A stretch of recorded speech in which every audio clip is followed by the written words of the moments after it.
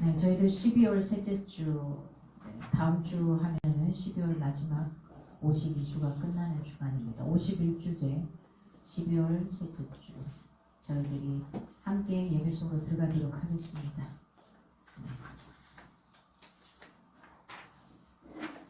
저희 12월 암송 구절 함께 3번 같이 읽고 가도록 하겠습니다. 잠언 3장 5절에서 6절 말씀입니다. 저희들 3번 같이 한 목소리 읽겠습니다. 잠언 3장 5절에서 6절 말씀. 너는 마음을 다하여 여호와를 신뢰하고 내 명철을 의지하지 말라. 너는 범사의 그를 인정하라. 그리하면 내 길을 지도하시리라. 잠언 3장 5절에서 6절 말씀.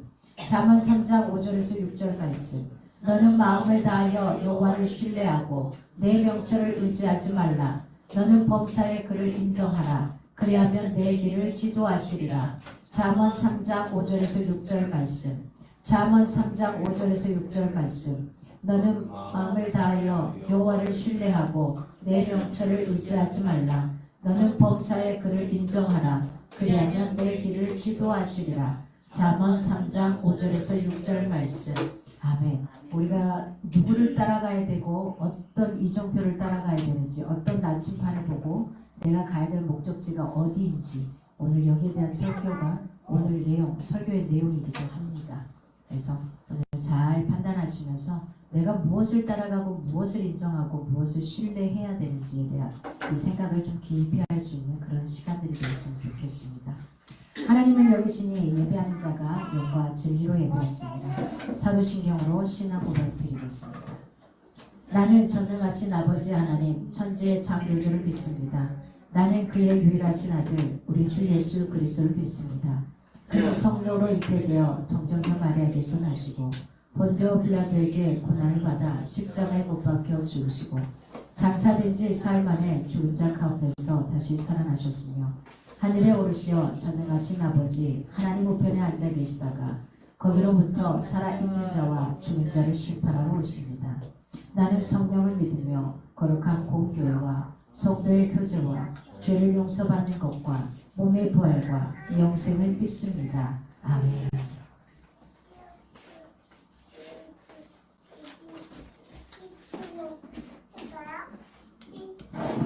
할렐루야. 네, 제가 지금 약간 기침이 있어가지고 일부러 마스크를 썼습니다. 네, 양해를 부탁드리고요. 이번 찬양곡은 약간 뭐랄까요? 첫 번째 찬양곡은 주 예수보다 더 귀한 것은 없네. 그리고 두 번째가 예배합니다. 세 번째가 주께와 엎드려 예배드림이 기쁨됩니다라는 찬양인데요. 더욱더 그 주님께 나아가고자 하는 그런 마음들이 담겨있는 찬양곡들이에요. 이 시간 예배 가운데 함께 하나님께 함께 해달라고 그런 마음 담아서 같이 찬양하셨으면 좋겠습니다. 주 예수보다 더 귀한 것은 없네.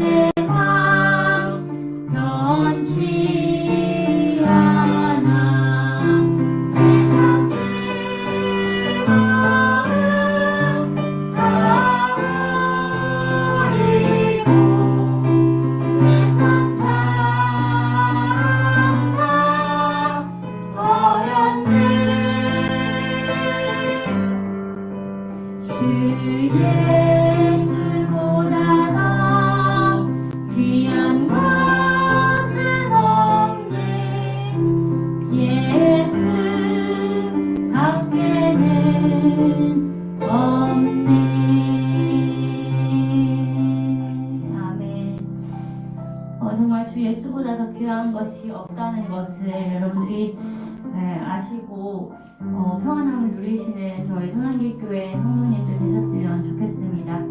예배합니다. 다 같이 찬양하시겠습니다.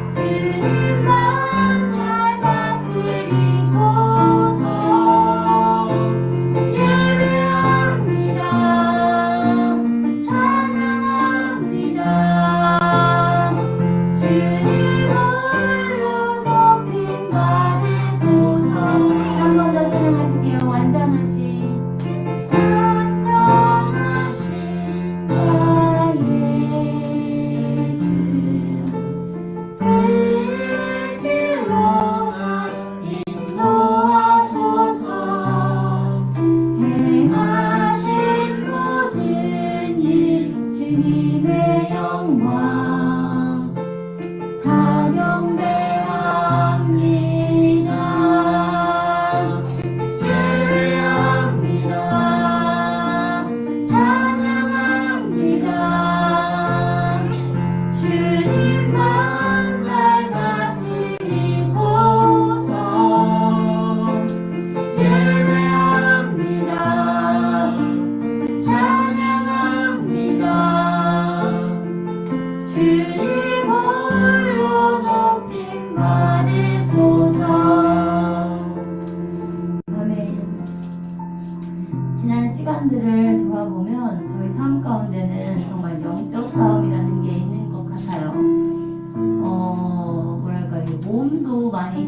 힘들고 이러면 체력적으로도 힘들면 정신적으로도 그렇고 이렇게 연결돼서 같이 힘들고 막 그러잖아요.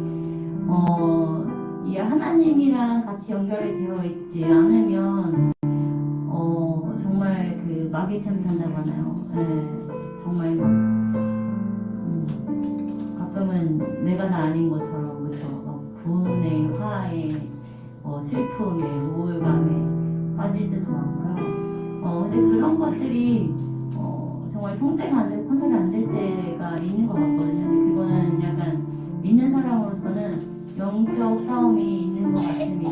거기서 이기려면 정말 주님과 가까이 하고 주님께 의지하고 주님께 맡기고 정말 주님밖에 없다라는 생각으로 그렇게 동행하는 게 가장 저희한테는 필요하고 하나님께서도 바라시는 그런 일 같아요. 다음 찬양곡은 주께와 엎드려 경배드립니다. 주 계신 곳엔 기쁨 가득 무엇과도 누구와도 바꿀 수 없네. 예배드림이 기쁨 됩니다. 저희가 예배하는 이 시간이 정말 기쁜 그런 시간이 되셨으면 좋겠고요. 정말 예전에 저희 부모님들은 새벽 기도 가고 수요 예배 가고 금요철야 가고 주일 예배 가고 이렇게 하나님과 가까이 하는 시간들이 있었는데 정말 주일 한 번 지키는 것도 참 쉽지 않은 요즘 세상에서 저희가 그렇기 때문에 더 그 영적 전쟁, 영적 싸움에서 더 힘들어하는 거 아닐까라는 생각이 들어요. 그래서 이 시간만큼은 더더군다나 하나님께 집중하고 주님 만나셨으면 좋겠고요. 그리고 하루하루 매번 우리가 뭐 예전처럼 그렇게 예배를 자주 드리지 못할지언정 같이 이제 하나님께 생각하면서 동행하는 삶, 기도하시는 삶 사셨으면 좋겠습니다. 주께와 엎드려 다 같이 찬양하시겠습니다.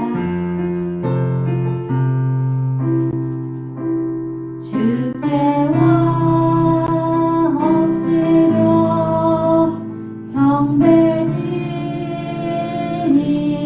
경배드립니다. 주 계신 곳은 기쁨 가득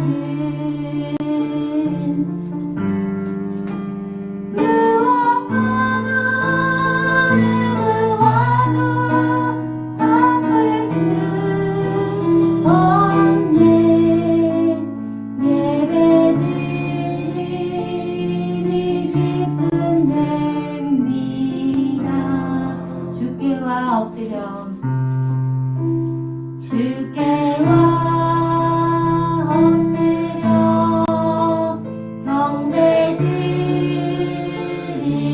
경배드립니다. 주 계신 곳은 기쁨 가득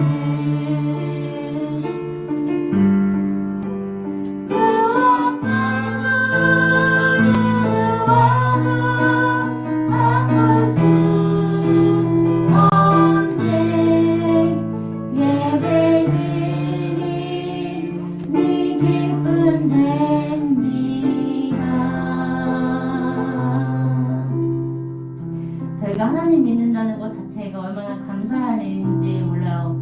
제가 뭐 힘든 일이 있었을 때 엄청 기도를 막 했어요. 하나님께 이제 기도를 막 하는데 각자의 또 힘든 점들이 있을 거 아니에요. 그래서 기도를 저는 제 나름의 힘든 점을 가지고 기도를 막 했죠.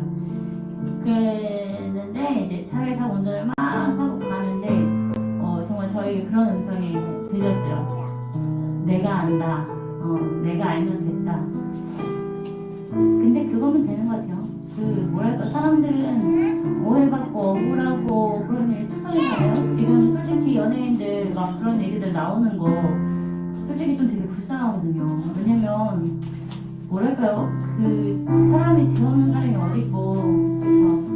어떤 이유에서인지 군중심리와 어떤 것들에 의해서 엄청 욕먹고 손가락질 당하고 그런 일들 그들도 되게 억울한 일 많고 할 텐데 그 어느 누구도 몰라준다고 생각하면 얼마나 힘들겠어요. 근데 저희는 그렇잖아요. 믿는 사람들은 다른 사람 다 몰라도 하나님만 알면 됐다. 그 마음으로 가시면 그러면은 평안하게 나아가실 수 있을 것 같아요. 정말 이 땅에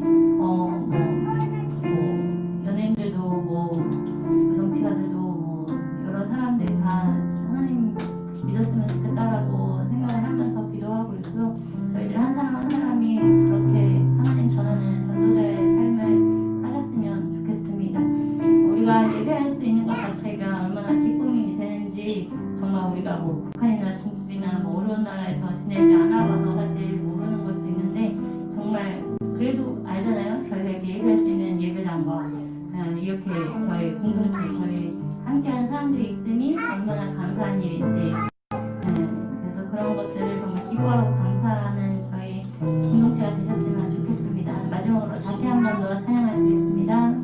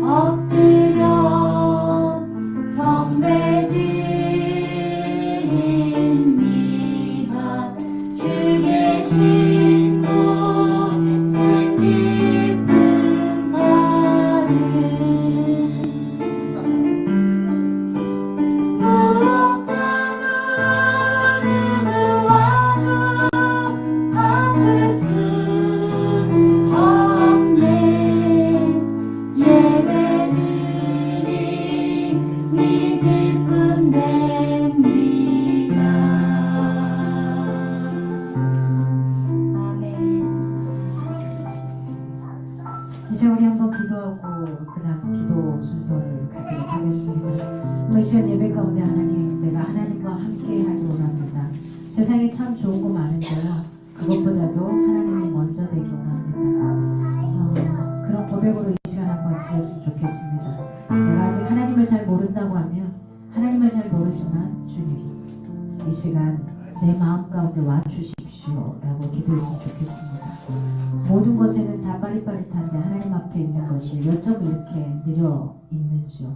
그래서 내가 정말 제대로 하나님을 섬기고 살아가고 있는지 제가 다시 한번 볼 수 있었으면 좋겠습니다. 이 시간 여러분의 목소리를 한번 기도하겠습니다. 함께 기도하겠습니다.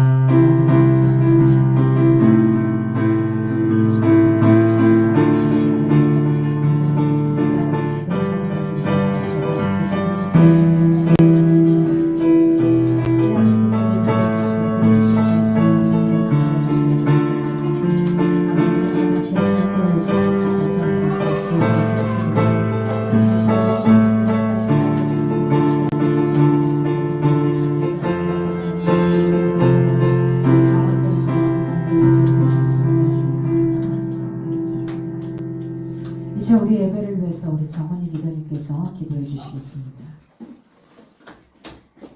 사랑과 은혜가 풍성하신 하나님, 거룩한 주의 선한길 교회 공동체가 함께 모여 예배할 수 있음에 감사드립니다. 지난 한 주도 주님 보호하신 가운데 살게 하심 감사드립니다.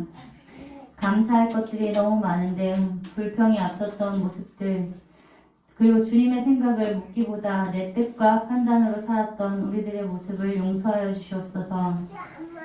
이 시간에 드려지는 예배 가운데 성령님 함께하여 주시고 말씀을 전하시는 목사님과 함께 예배하는 선한길교회 공동체 한 분 한 분 은혜 받는 귀한 시간 될 수 있게 하여 주시옵소서.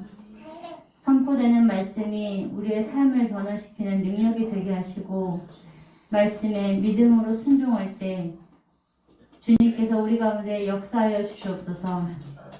주님, 각자의 기도 제목이 있습니다. 마음이 아픈 혹은 건강 혹은 가족들 어떠한 기도 제목이든지 하나님께 들고 나올 때 해결해 주시고 마음의 위로와 평안을 주시옵소서. 우리 선한길 교회를 사랑으로 붙드시고 이 땅 가운데 빛과 소금의 사명을 감당하는 공동체가 되게 하여 주시옵소서. 사랑이 흘러넘치는 교회 되게 하여 주시옵소서. 오늘 드려지는 예배를 주님께 올려드리며 우리를 구원하신 예수 그리스도 이름으로 기도드립니다.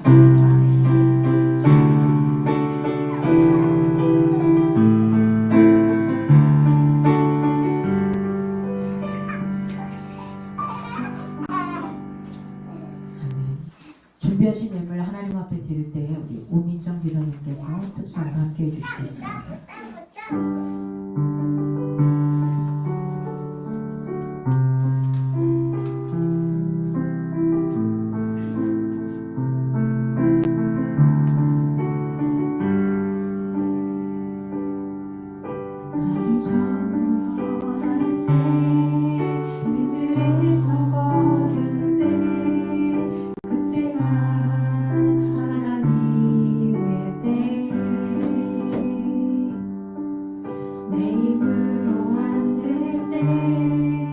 빈손으로 걸을 때 내가 고백해 여호와 이래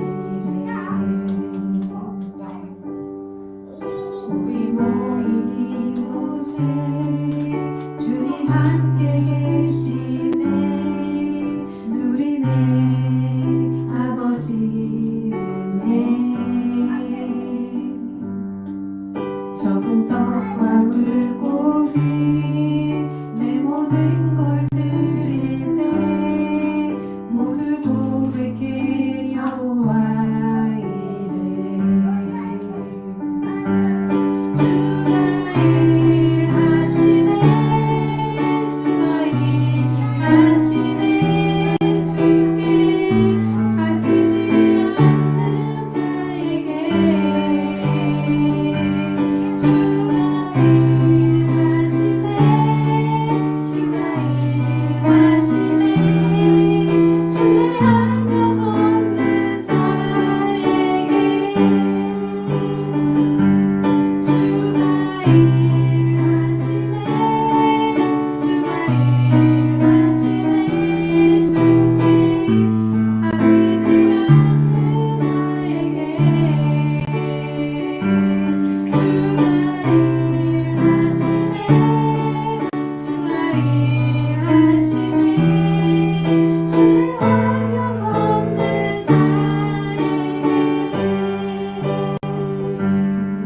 감사합니다. 하나님 경호 박수 올립니다. 감사합니다.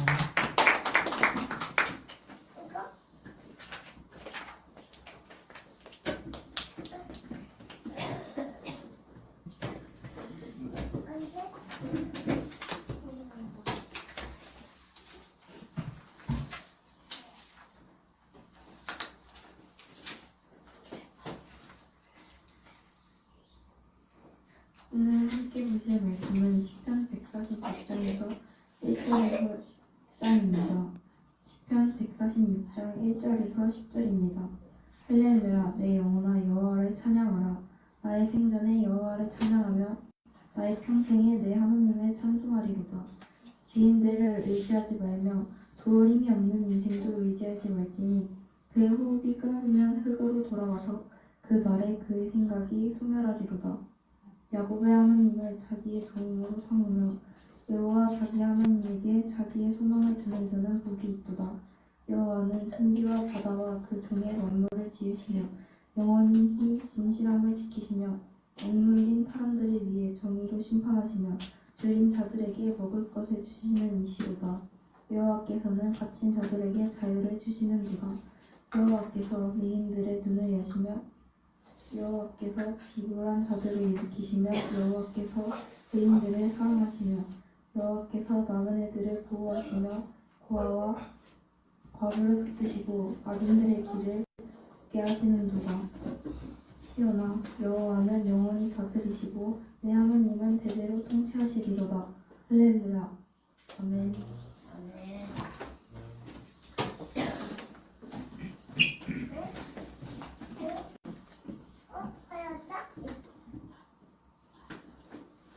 이제 시야가 계속 목사님 해가지고 제가 적응이 안 되고 있어요. 네, 오늘 제목은 평생 동안 할 일입니다. 평생 동안 할 일. 여러분 평생 동안 무슨 일을 하실 건가요? 지금 평생을 어떻게 사시려고 일을 하고 계시나요? 뭐 있으신가요? 평생 자기가 해야 될 사명이 있으신가요? 내가 보기에 종엽이는 평생 먹을 것을 사명으로 삼는 것 같은데 아니에요? 아니랍니다. 뭘까요 그럼? 평생 동안 할 일을 뭘로 생각하시나요? 공부? 공부를 합니다. 오했습니다. 나는 싫은데. 나는 싫은데. 평생 동안 할 일이 무엇일까 하는 겁니다. 오늘 이 시편 146편을 통해서는 사람이 아닌 하나님만이 참된 도움이시다는 것, 그리고 하나님을 의지할 때 우리가 복을 누리고 찬양의 삶을 살 수 있게 된다는 것, 이걸 이야기하고 싶습니다. 여러분이 힘들 때 누가 제일 먼저 생각나나요? 우리 시아는 제일 먼저 누가 생각날까요? 아빠, 엄마? 큰아빠까지 될 것 같아요. 이제 지금 큰아빠를 워낙 많이 찾고 있으니까 이렇게 찾을 것 같아요. 여러분은 누구 찾아요? 정엽이 제일 힘들면 누구 찾아요? 아빠, 엄마? 엄마, 아빠? 안 찾는구나. 누나? 우리 각자는 힘들 때 누가 제일 먼저 생각이 나는지, 우리는 인생을 살면서 의지할 대상이 사실 필요합니다. 누군가를 신뢰하고 기대야 안심이 되기도 하고요. 그래야 버틸 수 있을 것 같기도 하고요. 그렇지 않습니까? 부모가 됐든 친구가 됐든 때로는 어떤 선생님이 됐든 때로는 날 가르쳐 주시는 지도자가 됐든 심지어는 자기 자신까지도 의지하려고 합니다. 시간이 지날수록 그 대상들이 얼마나 제한적인지 우리는 점점점 깨닫게 되죠. 그래서 이렇게 말합니다. 세상에 믿을 사람 한 명도 없구나. 이런 표현을 하기도 하죠. 오늘 시편 146편의 시인은 이 문제에 대해서 아주 명확한 대답을 해주고 있습니다. 이렇게 말합니다. 사람을 의지하지 마라. 아무리 사랑스럽지만 시야를 믿어봤자 그게 그거다. 이렇게 표현하는 거죠. 오직 하나님만이 참된 도움이시고 하나님을 소망으로 삼는 자가 진짜 복된 사람이다 라고 이야기합니다. 이 진리는 우리 인생의 방향을 바꾸는 강력한 메시지입니다. 오늘 말씀을 따라서 하나님만 의지하고 찬양의 삶을 사는 길에 대해서 살펴보고자 합니다. 날마다 하나님과 동행하고 소망을 주께 두며 주를 찬양하는 사람은 행복하다는 겁니다. 근데 이렇게 살아보지 않은 사람은 어떻게 하나님만 바라보는 게 행복할까요? 이렇게 되물을 수도 있습니다. 그러니 살아보라고 여러분에게 요청해 보고 싶습니다. 하나님은 그의 백성을 결코 홀로 놔두지 않습니다. 마치 우리 시야를 아무도 없는 곳에 홀로 두지 않는 것과 동일한 겁니다. 세상에서 힘없고 연약한 자가 억울하게 피해를 볼 때도 하나님은 그 삶에 개입하셔서 공의로 판단하시며 생명을 지켜주십니다. 하나님의 공동체 안에서는 약한 자도 사실은 어깨를 펼 수 있습니다. 다 행복할 수 있다는 겁니다. 하나님이 사랑과 공의로 다스리기 때문입니다. 오늘 첫 번째 1절에서 4절에 이르게 되면 시인은 자신을 사람을 의지하지 말고 오직 하나님을 바라며 찬양하라고 합니다. 1절에서 2절에 이렇게 말합니다. 시인은 자신에게 이야기합니다. 할렐루야, 내 영혼아 여호와를 찬양하라. 명령을 내립니다. 누구에게요? 자신에게요. 다른 사람에게 하나님을 찬양합시다 이게 아니라 자기 영혼에게 할렐루야, 내 영혼아 여호와를 찬양하라. 명령을 내립니다. 시편 113편에서 18절까지 136편, 시편 146편에서 150편은 우리가 흔히 아는 할렐루야 시편이라고 합니다. 할렐루야라는 말은 히브리어로 할랄과 야훼가 합성된 말입니다. 히브리어로 할랄은 찬양하다라는 말이고 야훼는 여호와를 이야기합니다. 결국 우리가 할렐루야 하는 것은 하나님을 찬양하라 이겁니다. 그냥 인사하는 게 아니라 할렐루야 여호와를 찬양합시다. 하나님을 찬양합시다 하는 이야기입니다. 즉 시인이 온 회중을 향해 하나님을 찬양하도록 독려하는 것입니다. 그런데 시편 146편에서는 독특하게도 시인이 자기에게 명령을 내립니다. 할렐루야 주를 찬양하라. 자기 자신에게 선포합니다. 고난받는 백성에게 여호와의 통치가 유일한 소망임을 고백하며 시편을 시작하고 있는 것입니다. 시인은 타인에게 하나님을 의지하라고 설교하기 이전에 다른 사람에게 하나님을 믿어야 됩니다라고 하기 전에 자기가 먼저 철저히 의지하겠다는 그 의지로 할렐루야를 외치는 겁니다. 3절에서 4절을 보면 시인이 귀인이나 인생을 의지하지 말라고 이유를 이야기합니다. 왜냐하면 아무리 지위가 높아도 힘이 강하다고 해도 누군가를 완벽하게 도울 수는 없다는 겁니다. 왜요? 결국은 유한한 존재로 흙으로 돌아갈 수밖에 없는 한계를 지닌 사람들이기 때문입니다. 오늘 본문 3절에 나오는 귀인, 이건 히브리어로 나디비입니다. 나디. 이건 민수기 21장 18절에서는 귀인이라는 말로 나오고요.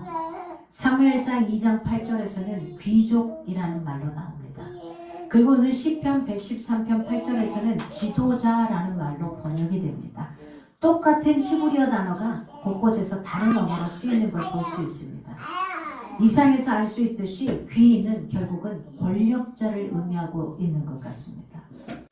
시인이 백성에게 권력자들을 의지하지 말라고 하는 건 세상 질서를 무시하며 살라는 게 아니라 오히려 모든 권력자 위에서 일하시는 하나님을 더 신뢰하라는 그 말씀입니다. 권력은 한계가 있습니다. 끝까지 잡을 것 같지만 잡지 못하잖아요. 언젠간 소멸합니다. 우리가 고 박정희 대통령이 있을 때 그때 시대에 살았던 사람들은 그 시대가 끝나지 않을 것 같았을 겁니다. 그런데 그 권력도 한계를 드러냈습니다. 그리고 그 다음 세대도 끝없이 가져갈 것 같지만 아니더라고요. 캄보디아도 계속해서 집권하고 있습니다. 법을 바꿔서 집권하고 있는데 이제 결국은 다른 사람에게 넘겼습니다. 그 권력은 한계가 있다는 겁니다. 언젠간 소멸한다는 겁니다. 하지만 하나님의 능력은 시간이 흘러도 절대로 사라지지 않습니다. 이 하나님을 여러분이 삶 가운데로 모셔드릴 수 있기를 바랍니다. 그러므로 우리는 자기 힘도 타인의 힘도 아닌 오직 하나님의 능력을 의지하며 살아가야 하는 겁니다. 인간의 힘은 아무리 의지해봤자 그 상대방의 권력이 떨어지면 또 없어지는 겁니다. 그래서 어떤 사람은 여기 붙었다 저기 붙었다 이리 붙었다 저리 붙었다 하기도 하죠. 시인은 힘이 있어 보이는 귀인을 의지하지 말고 제발 오직 하나님을 신뢰하고 찬양하라 이렇게 이야기합니다. 세상의 모든 사람은 죽음 앞에 무력합니다. 한계를 지녔기 때문입니다. 혹시 여러분 사람으로 인해서 한계를 느껴본 적이 없습니까? 누군가를 의지하지 않으려면 내가 누구인지를 명확하게 알면 됩니다. 명확한 자기 정체성을 분명하게 인지하고 살아가는 사람들은 사람을 의지하지 않습니다. 아니요, 사람이 도움이 되죠. 위로도 되죠. 힘도 됩니다. 그러나 그에게 내 인생을 바치지 않게 되는 거죠. 오늘 두 번째로 5절에서 10절까지 바라보면 만물을 창조하신 하나님은 세상을 공의와 사랑을 다스린다고 이야기합니다. 5절에 하나님을 자기의 도움으로 삼고 하나님에게 자기의 소망을 두는 자는 복 있는 사람이라고 이렇게 표현합니다. 우리가 새해가 되면 복 받기 위해서 많은 것들을 합니다. 근데 오늘 성경에서 이야기합니다. 복 있는 사람은 시편 1편에 이렇게 말합니다. 시냇가에 심긴 나무처럼 철을 따라 열매를 맺고 산다. 이게 복 있는 사람이라는 겁니다. 시냇가에 심겨진 나무는 물줄기를 따로 대지 않아도 계속해서 그 물줄기의 공급을 받고 있는 겁니다. 저와 여러분의 인생이 하나님께 그 물줄기를 대고 살아갈 수 있기를 바랍니다. 즉 날마다 말씀의 생명수를 공급받아서 의인의 공동체에서 사는 자가 진짜 복된 사람이다 라는 말입니다. 마찬가지입니다. 오늘 시편 146편에서는 하나님의 도움을 받으며 사는 사람이 복되다고 합니다. 마치 시냇가에 심긴 나무가 물을 공급받으며 그 잎이 푸르듯이 우리 믿는 사람들이 하나님이 공급하시는 생명의 말씀을 먹고 활력 있게 살아갈 수 있는 겁니다. 말씀을 묵상하고 지키는 자를 하나님께서 형통하게 하십니다. 하나님을 자기 도움으로 삼으며 사는 성도는 삶 속에서 날마다 말씀의 통치를 받으며 영적인 형통함을 체험하는 사람들입니다. 그래서 내년부터 시작할 걸 내일부터는 메시지가 조금 달라질 겁니다. 그래서 여러분들이 꼭 한번 그냥 읽으면서 하루를 시작하시기 바랍니다. 메시지가 주어지고 그걸 통으로 보지 않아도 되고요. 한 구절의 메시지에 그 메시지를 보고 자기 삶으로 가져와서 살았던 예화, 이 짤막한 예화와 함께 기도와 선포, 질문 이렇게 만들어놨습니다. 내일부터는 꼭 지금까지 내가 보는 것이 힘이 없다 하신 분들은 다시 시도를 해서 시작을 해보시기를 바랍니다. 그리고 그 밑에 한마디라도 나의 말로 여기 다시 한번 할 수 있으면 참 좋겠다 싶습니다. 말씀의 물줄기가 계속 나에게 있어야지만 내 인생의 밤중에 올 때에 내가 떳떳하게 살아갈 수 있습니다. 오늘 6절에 시인이 자기의 도움이자 소망으로 삼는 하나님은 만물을 창조하시고 영원히 진실함을 지키시는 분이라는 것, 영원히 신실하심을 지키시는 분이라는 걸 이야기합니다. 히브리어에 에멧이라는 단어가 있습니다. 히브리어의 이 에멧은 바로 진실이라는 표현이고 이 진실은 신실, 성실 같은 의미를 갖고 있습니다. 하나님 성품의 독특한 특징이 바로 신실함이라는 겁니다. 즉 하나님은 어떤 분이냐? 믿을 만한 분이라는 거예요. 변함이 없으신 분이라는 겁니다. 하나님은 자기가 하신 말씀을 한 번도 폐기하거나 어긴 적이 없어요. 아, 너 말 안 들었으니까? 아니요. 그러지 않는다는 겁니다. 하나님은 자기가 하신 그 약속을 한 번도 어기지 않는 분이라는 사실입니다. 백성과 맺은 언약을 수많은 시간이 흘러도 여전히 기억하고 지키신 하나님을 구약 성경을 통해 보게 됩니다. 시인은 변하지 않는 이 하나님의 신실함에 자기의 소망을 두고 산다라고 이야기합니다. 의지하는 어떤 대상이 조속으로 아침 저녁으로 변덕을 부린다면 사람들은 그를 더 이상 믿지 않을 겁니다. 아니 보기도 싫어할 겁니다. 아니 그 옆에 있기도 싫을 겁니다. 아니 눈길조차도 주기 싫을 겁니다. 하지만 하나님은 어떤 환경과 어떤 형편에도 언약의 말씀을 어기지 않으신다는 사실입니다. 성경에 기록되어 있는 우리에게 약속해 주신 그 말씀은 하나도 빼지 않고 다 들어주신다는 사실입니다. 그래서 우리가 절대적으로 바라봐야 할 유일한 소망은 바로 하나님이라는 사실입니다. 이 하나님을 놓치지 않기를 바랍니다. 아직 그 하나님이 느껴지지 않을 수도 있습니다. 그러나 내가 그분을 찾아갈 때, 아니 이미 그분은 우리에게 찾아오셨고요. 이제 내가 거기에 대한 궁금증을 풀기 위해 말씀 가운데 깊숙이 들어갈 때에 그 하나님이 만나지실 겁니다. 그 하나님이 보여지실 겁니다. 그 하나님이 경험되어지실 겁니다. 오늘 7절에서 9절의 하나님은 창조하신 세상에서 어떻게 당신의 신실함을 정의로운 심판을 통해서 악인의 길을 멸망으로 이끌고 억울한 의인들을 신원하시며 힘없고 가난한 이들과 의인들에게 사랑을 베푸신다는 겁니다. 정의라는 단어는 히브리어로 미슈파트입니다. 이 미슈파트라는 단어의 의미는 재판정에서 법대로 판결한다는 의미를 담고 있습니다. 즉, 이 미슈파트 정의는 누구에게나 법은 주관적이 아니라 객관적으로 작동한다는 것을 의미합니다. 그런데 우리는 법정에서도 내가 아는 사람, 잘 아는 사람, 친밀한 사람, 그러면 때로는 약간의 감량이 주어지거나 이럴 때가 있습니다. 그러나 이 정의라는 단어는 누구에게나 공정하게 객관적으로 작동한다는 겁니다. 하나님은 이렇게 정의의 하나님으로 서 있습니다. 하지만 많은 경우 세속의 권력자들은 법을 자기 입속에 맞게 아전인수격으로 적용하기도 합니다. 그 과정에서 사회적으로 약한 계층이 상대적으로 피해를 보기도 하죠. 약자는 힘이 없다는 이유 하나로 억울한 피해를 감수해야만 합니다. 하지만 성경은 이런 강자의 정의를 불의로 규정하고 있습니다. 하나님은 약자도 억울하지 않도록, 약자도 무시당하지 않도록 보호하신다는 사실입니다. 그러므로 하나님의 정의의 개념 안에는 자비, 사랑의 요소가 담겨 있는 겁니다. 이렇게 한번 물어보고 싶습니다. 만약에 까미수표에 열심히 지금 막 분주하고 바쁜데 이 새벽에 아주 지저분하신 어르신이 그 샵으로 들어온다면 어떻게 반응하시겠습니까?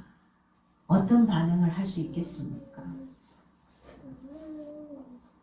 주일날 새벽에 굉장히 바쁘고 분주한데 지나다가 노숙의 차림에 그분이 들어온다면 어떻게 하시겠냐는 겁니다. 하나님은 추상 같은 말씀으로 악인을 심판하시지만 억울한 처지에 있는 약자들은 한없는 사랑으로 돌보신다는 겁니다. 이것이 하나님의 정의입니다. 우리가 하나님을 믿고 따라간다고 하면 그러한 상황 가운데 놓였을 때 어떻게 할 거냐는 거죠. 지금 우리가 이렇게 예배드리는데 냄새가 나고 지저분한 그분이, 새카만 손길을 가진 그분이 이 예배당을 들어와서 내 옆에 앉는다면 나는 어떻게 반응할 수 있을까 하는 겁니다. 실제로 미국에서 굉장히 큰 교회에 한 목사님이 부임했습니다. 근데 이 목사님의 얼굴을 몰라요, 대부분이 모르죠. 굉장히 큰 교회인데요. 몇만 명이 모이는 그 교회에 그날 부임하기로 하신 목사님이 단상에 올라오지 않습니다. 그리고 굉장히 지저분하게 냄새가 나고 허름한 옷을 입고 막 머리는 흐트러진 이분이 저 뒤에 제일 뒤쪽에 와서 들어오려고 하니까 막 이렇게 안내하시는 분들이 약간 막들하는 거예요. 자기도 예배 드리고 싶다고 들어가 앉아 있었습니다. 사람들이 다 피하더라는 겁니다. 그리고 술렁거리기 시작합니다. 그리고 난 다음에 자, 오늘 부임하신 담임 목사님을 여러분 앞에 초대하겠습니다. 할 때 누구도 상상하지 못했던 일이 벌어집니다. 그 뒤에 앉아서 허름하게 냄새나는 그 모습으로 있었던 그 목사님이 바로 그 교회 부임하는 담임 목사님이셨습니다. 이분은 성도들의 상황을 좀 느끼고 싶었고 그들을 보고 싶었습니다. 그렇습니다. 어떤 목사님은 1년 내내 똑같은 제목의 똑같은 본문으로 설교를 하신 적도 있습니다. 사랑이란 단어를 가지고 말씀 속에 그렇게 살아가지 않는 성도들을 보면서 그렇게 하게도 하더라는 겁니다. 한없이 약사를 위해 오셨던 주님. 성탄절이 되면 돈 있고 빽 있는 사람들은 성탄절을 마음껏 즐깁니다. 그날이 어떤 날인지도 모른 채요. 그리고 왜 예수님이 이 땅에 오신지도 모른 채요. 예수님이 이 땅에 오신 그 이유는 분명합니다. 약하고 힘없는 자들을 위해서 그렇게 오셨습니다. 그러면 저와 여러분이 성탄절을 보낼 수 있는 그 의미는 뭐냐? 그 약한 자들을 위해 우리가 도울 것이 무엇인가 하는 것을 보는 겁니다. 여러분, 복 있는 사람은 날마다 주님과 동행하며 하나님의 도우심을 받고 소망을 하나님께 두며 사는 자입니다. 하나님의 도움을 받은 경험을 사실은 주변 사람들과 좀 나누기도 하고 앞으로 어떻게 하나님께 소망을 두고 살아가야 되는지 분명하게 인지하면서 살아가기를 원합니다. 세상 만물을 창조하신 하나님이 이 땅을 공의로 다스렸습니다. 약한 자들이 억울하게 피해를 보지 않도록 돌보십니다. 하나님의 대리 통치자로 살아가는 우리가 이 땅에서 그렇다면 어떻게 사랑과 정의를 추구하며 살아야 되는지 우리도 뒤에만 처져 있는 게 아니라 어떻게 저 약자들을 도울 수 있을 것인지 기도와 플러스 행동함으로 나아갈 수 있는 저와 여러분이 되었으면 좋겠습니다. 오늘 우리는 시편 146편을 통해서 세 가지를 봤습니다. 첫째는 사람은 의지할 수 없는 존재라는 겁니다. 죽음 앞에 무력한 인생은 결코 우리의 구원이 될 수 없습니다. 내 부모가 나를 다 이끌어줄 수도 없습니다. 내가 믿었던 내 자녀가 나보다도 먼저 가면 누가 나를 돌보겠어요? 할 수 없습니다. 다 마찬가지죠. 내 사랑하는 누군가가 옆에 있을 것 같지만 없습니다. 어떻게 하겠습니까?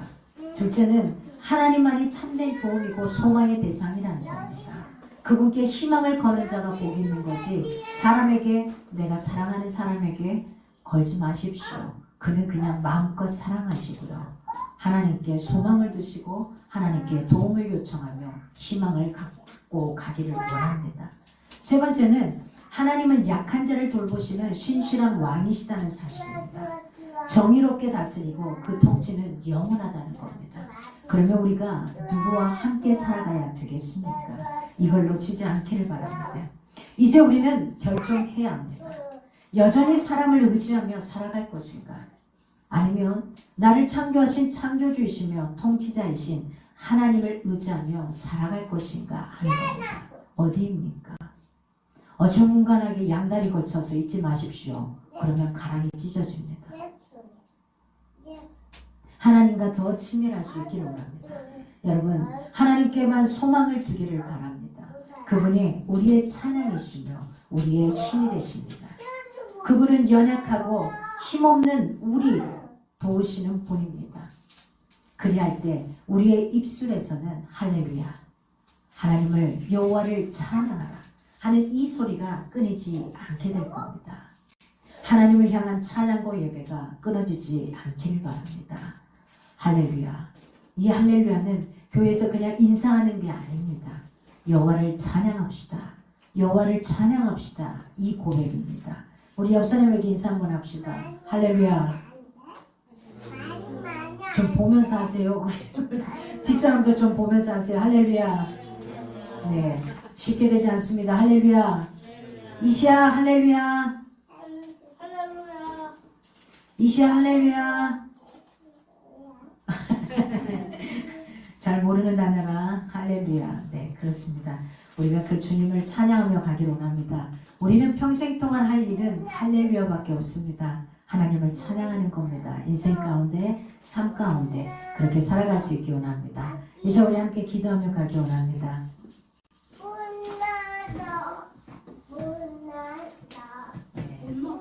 이제 우리 말씀을 생각하면서 내가 평생 동안 해야 할 일, 할렐루야를 외칠 수 있는 하나님을 찬양할 수 있는 그 영혼이 되기를 원합니다.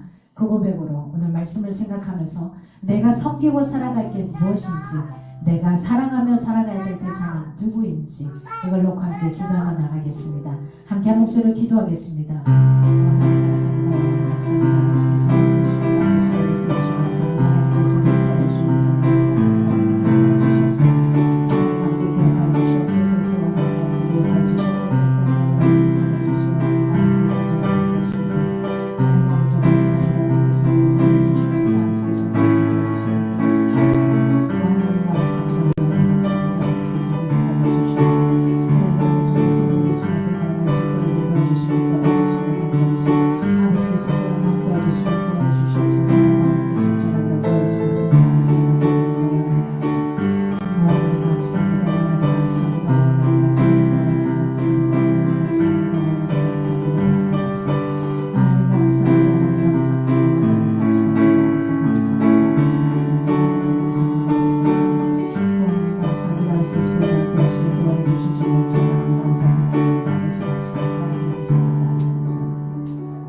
이제 우리가 늘 기도하는 대로 하루에 10분, 그리고 우리 정혜선 사모님 건강으로 해서 마지막까지 함께 잘 되고, 또 마음이 사실은 결과가 나오기 전에 마음이 좀 많이 힘들기도 해요. 그렇지 않기를 바라지만, 그래서 우리 사모님에게 하나님께서 온전히 위로와 힘을 주시라고 우리가 늘 기도하는 기도의 사람들을 위해서, 영혼 구원을 위해서, 그리고 이복자 선교사님은 너무 감사하게 지금 잘 하고 있고 상처 보이면 너무 아프긴 한데 이것도 잘 견디고 있노라고 감사의 인사를 보내주셨습니다. 감사를 드립니다. 그다음에 우리 사업체들을 위해서 늘 일부 예배 때도 기도의 소리가 끊이지 않는 게 까미수피아, 체감원학원, 박영천 가오갤러리 그렇습니다. 이레 마케팅, JNJ, 그다음에 하나님 여러 가지 라파엘리스, 그다음에 3P, 그다음에 제주민박, 지식용사, 우리 다 기독교 기업들이고요. 그렇게 살아가기를 원하는 기업체들입니다. 하나님 붙들어 달라고, 그리고 우리를 후원해 주시는 귀한 것들, 우리가 후원하는 것들, 물질이 아니라 하나님 더 나가기를 원합니다. 이렇게 기도합니다. 조금씩 더 더해서 내년에는 나갔으면 하는 게 간절한 바람입니다. 우리들을 더 후원하고 더 도움으로 인해서 세상을 더 많이 깨울 수 있도록 기도했으면 좋겠습니다. 우리 함께 기도의 제목을 놔두고 생각나는 대로 함께 기도하며 나가겠습니다. 기도하겠습니다. 하나님 감사합니다. 아버지께서 저희를 다시 도와주신 주님 지나고 아버지께서 저희를 도와주신 아버지 감사합니다. 아버지께서 저희를 도와주신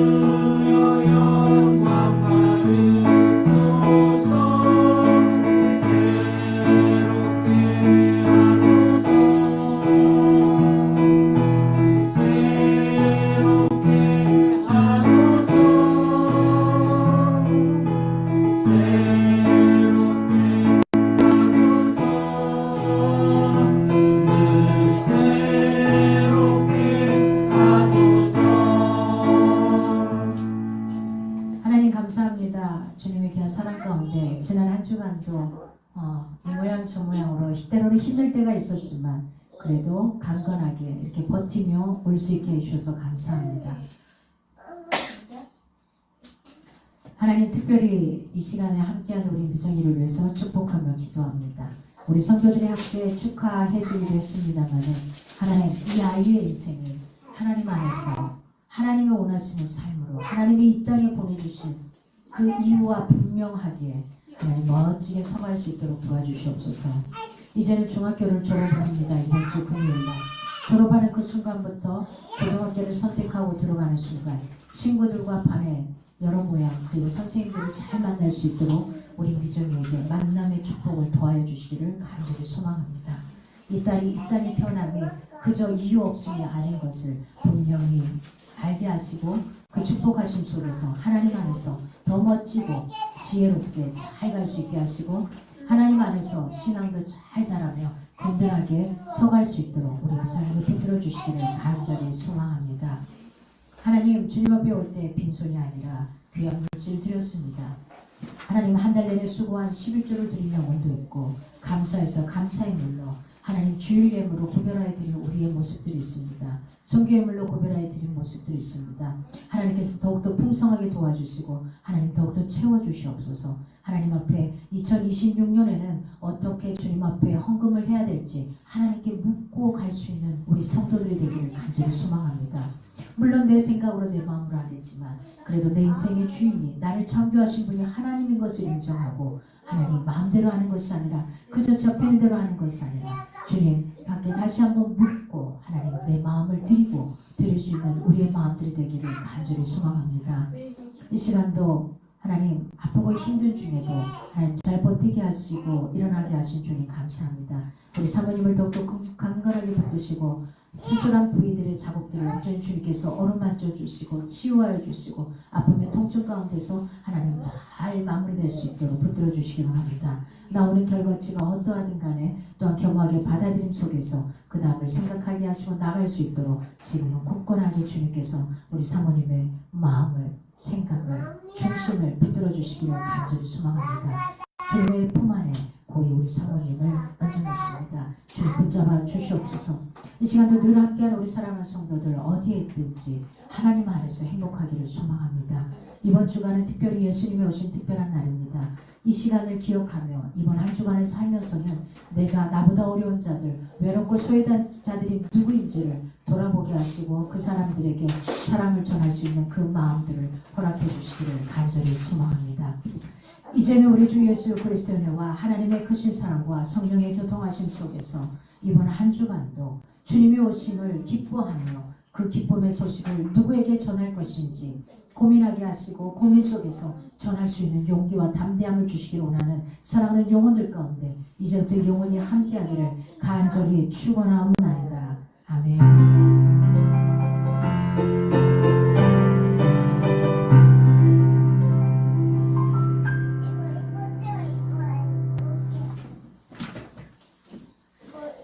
아멘. 감사합니다.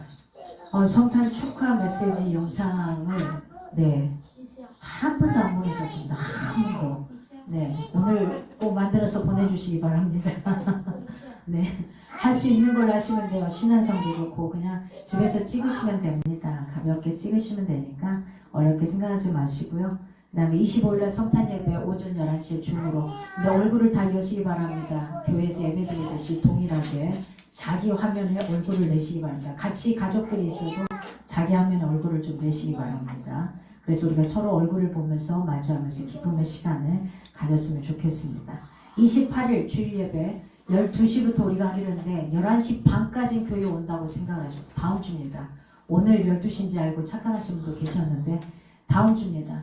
다음 주에 11시 반까지 교회 온다고 생각하시고 혜성 리더님 다음 주에 오세요. 고민하지 말고 다음 주에 같이 와서 한 해 마무리하고 그 다음에 새해 이런 거 간단하게만 하겠습니다. 간단하게만. 그래서 간단하게 정리하고 같이 셀레브레이션으로 맛있는 거 먹도록 하겠습니다. 다음 주에 오실 때 양손을 무겁게 오셔도 괜찮아요. 안 말려요. 미리 양손을 무겁게 오실 분은 저한테 이야기를 해주셔야지 제가 또 그걸 빼고 준비합니다. 그러니까 네. 네. 이리 오세요 언니야.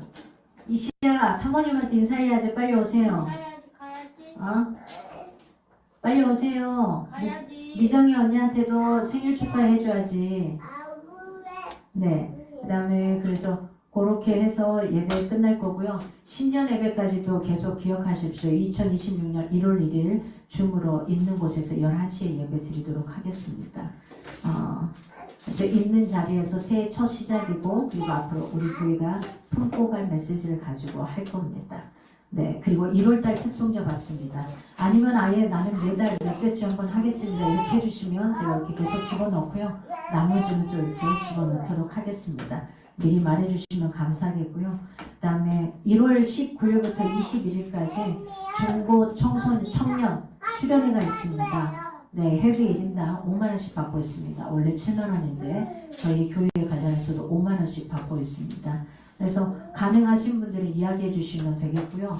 여기 수련회는 예수의 사람들 선교회라고 저희가 후원하고 있고 그다음에 우리를 계속해서 후원해 주고 있는 3분 브릿지 이 전도에 관련한 곳에서 아이들 시간 관리부터 해서 목표 관리 이런 쪽으로 해서 정체성으로 수련회를 제1회 합니다. 그래서 어른들도 가능합니다. 월요일부터 수요일이어서 가능하신 분들은 미리 이야기해 주시면은 제가 이렇게 등록해 놓도록 하겠습니다.